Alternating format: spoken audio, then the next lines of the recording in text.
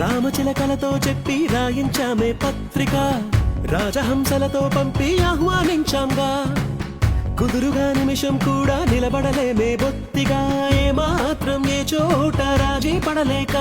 చుట్టాలందరికీ ఆనందంతో కళ్ళు చెమర్చేలా, గిట్టని వాళ్ళైనా ఆశ్చర్యంతో కన్నులు వచ్చేలా. కలల్లోనైనా కన్నామా, కథలైనా విన్నామా, ఈ వైభవం